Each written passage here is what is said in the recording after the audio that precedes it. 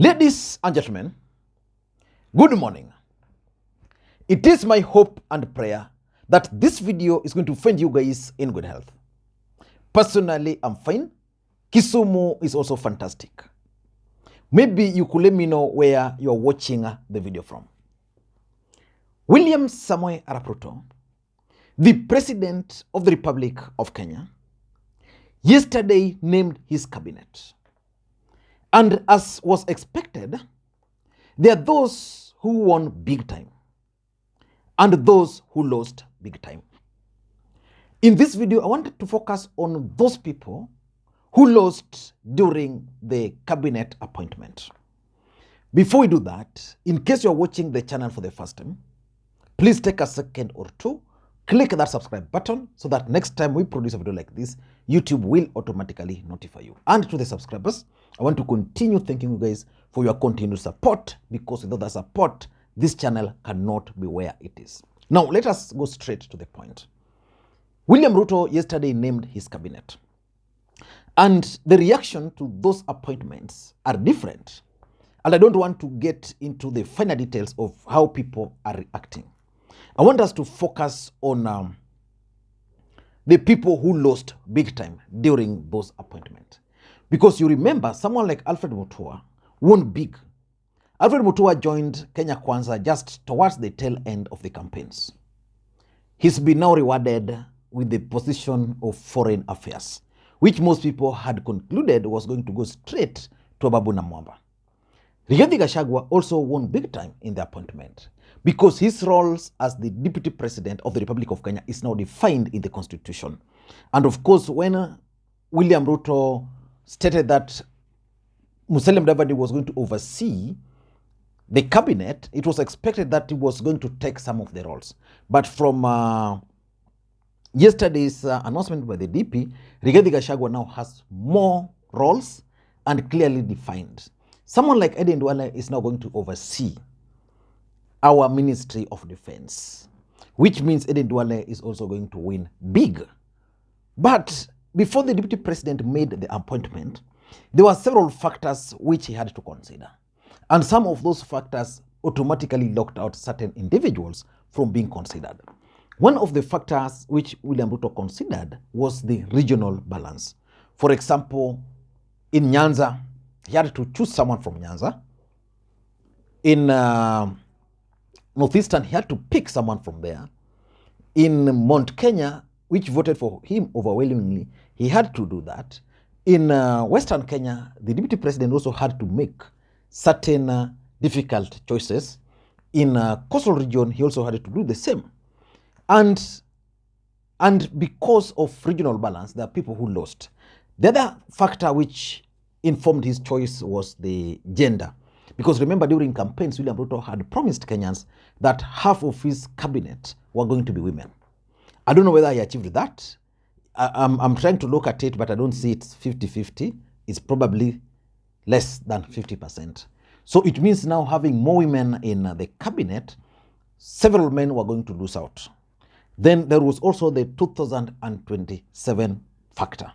William Ruto is now the president, and he would have wished, he would wish to continue beyond 2022 or beyond 2027. So which means his appointment to the cabinet must serve the 2027 political interest. The other factor was the loyalty. How loyal were you to the DP? If you look at the appointments which William Ruto made, he rewarded loyalists, people who have stood with him. People like Mithika Linturi, you can talk of people like Professor Kithure Kindiki, despite the fact that he was not named the Deputy President, he stuck with the DP. People like, let's say, majority of the people he named, Aisha Jumwa, those are loyalists. And then there's also the issue of campaign financing, which means William Ruto is considering the fact that he's going to go for the campaigns again, and he needs resources. And there are certain ministries which must be held by his people. For example, defense, the Ministry for Energy, that's where, of course, let's just say it, resources are mobilized through energy. The Ministry of Road, Transport and Public Work, which is now given to Kipchumba Murkomen. But who has lost out in the appointment? On top of my list is Johnson Muthama.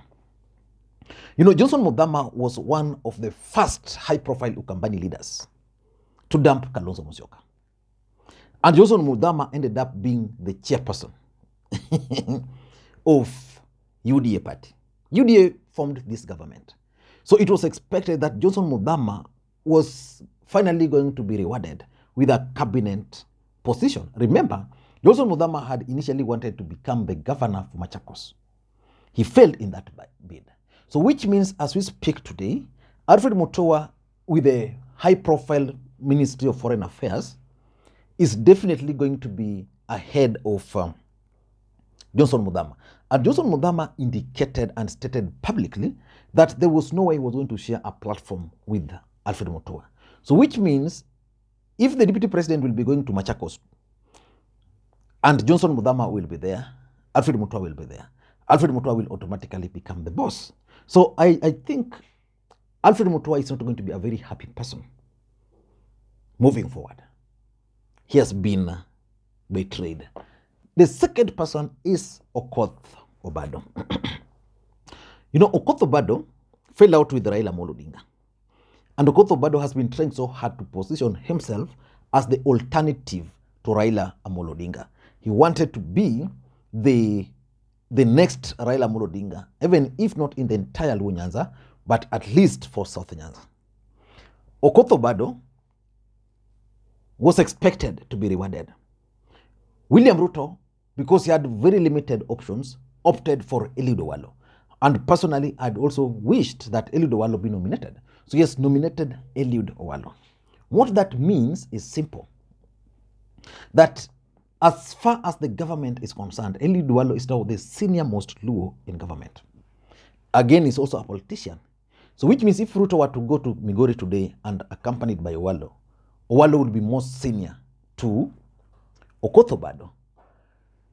So the equation, the succession equation for Okoth Obado, in my view, is now gone like that. It's no longer the governor.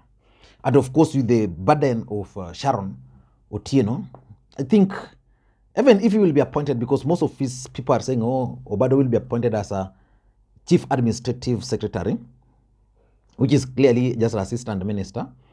I don't think Obado would fit that role because that's a small position in my view. As much as he can get that, maybe he will be appointed to chair some board, but those are just now other positions. The position which Obado had wanted was the position of cabinet secretary, which he has now lost. The third individual who has lost big time also is Josphat Nanok. But I'm seeing Josphat Nanok as making a comeback, either as a chief of staff, because initially it was projected that Davis Chirchir was going to be the chief of staff. Then Nanok was going to be the minister for energy. But because of the sensitive nature and the trust Ruto has for Chirchir, I think they have swapped the position. So Chirchir will now be the minister for energy. Then Nanok is likely to become the chief of staff. But again, if you look at those positions, the cabinet secretary is way ahead in terms of ranking. So Nanok, having been a governor, having been deputy vice chair, having stood with the DP, he was William Ruto's campaign manager. He was the chief agent. So for me, Nanok, as much as he will not say it, has also lost in a very big way. The fourth person, in my view, is Ndii Ndoro. I don't think Ndii Ndoro has lost per se, but Ndii Ndoro was actually being rumored to be considered for the position of the treasury. Ruto has opted for Professor Njuguna, the former central bank governor. But why Professor Njuguna? Why is Ndii Ndoro missing out? Ndii Ndoro is missing out because of the simple fact that he comes from Murang'a. And William Ruto wanted the gender factor also. So he had an option between Alice Wahome and Ndii Ndoro. So Alice Wahome won on the account of gender, which brings us to the issue of loyalty between Alice Wahome and Ndii Ndoro. Who is loyal? If you ask me, both the two are loyal to the DP. but Ndii Ndoro would have made a better cabinet minister. So I also tend to think that probably, because if you look at the parliamentary leadership, when Ndii Ndoro was left out and Kimani Ichung'wah was made the majority leader, I easily concluded that Ndii Ndoro was headed also for the cabinet. So we can now conclude that Ndii Ndoro is likely to be one of the chair of those committees in parliament. Again, just like that, I don't think he will be a happy person. Number 5 in my view is David Ndii. You know, David Ndii even went to the United States of America, and when Ruto was there, and he credits himself for coming up with the bottoms up.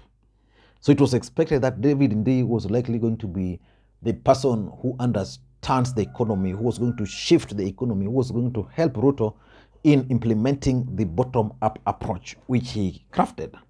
But that's not going to be the case. So probably David Ndii is likely to be appointed as a permanent secretary.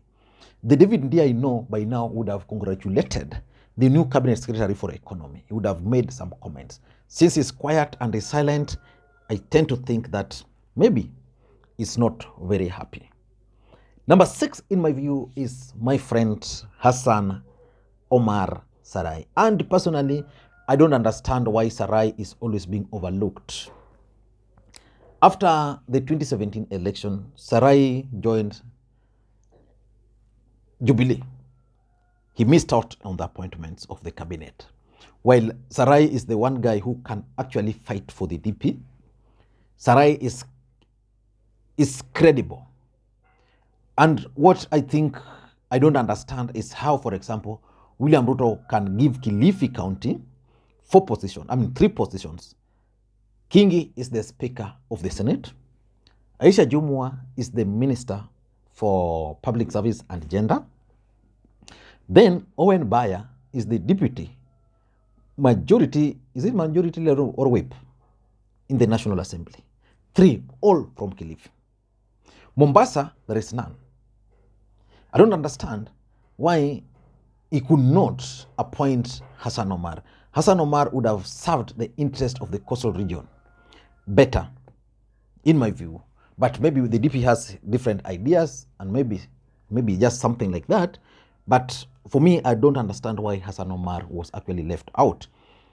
Then you look at, we go to Western, and then we find a gentleman called Ben Washali. Ben Washali was the majority whip in parliament. He decided not, he was kicked out by Uhuru Kenyatta. Then Ben Washali decided not to contest Mumias East.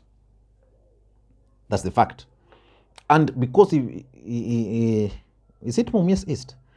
Because he decided not to contest, it was projected that having been the majority whip, having sacrificed his bid, then it was projected that Washali was going to be nominated as a cabinet secretary. That has not happened. So which means in the entire Kakamega, which is the biggest voting bloc, there is no senior cabinet secretary from there. Of course, Ababu Namwamba will now be up in ranking than Washali. Ababu Namwamba was a chief administrative officer, and he was also expected to go up, but he didn't. So if you look at the entire Western Kenya, I think Washali is now the biggest loser. And lastly, in my view, is Mike Mbovi Sonko. Mike Sonko entered into some coalition arrangement with Ruto. And that arrangement was that he was going to be given one cabinet secretary. I've looked at the cabinet secretaries. I don't see any nominees. He was actually supposed to take it himself. Then he was also supposed to be given 3 permanent secretaries. Maybe that will happen. He was also supposed to be given 4 ambassadors, 3 chief executive, CECs in Mombasa. Of course, Mombasa County failed, and 2 CECs in Nairobi. So which means if Sakaja was to make an appointment, 2 will be for Sonko, and he was also to get 3 chief executive officers in Mombasa. And the fact that Mombasa is lost and he's also failed to secure his slot in in the national government, I also tend to think that the biggest loser here again is Mike Mbovi Sonko. I don't know what you think. Those are my thoughts. In case you're watching the channel for the first time, please take a second or two, click that subscribe button so that next time we produce a video like this, YouTube will automatically notify you. And to the subscribers, I want to continue thanking you guys for your continued support. Without the support, this channel cannot be where it is. Thank you guys, and may you have a good day. Bye-bye.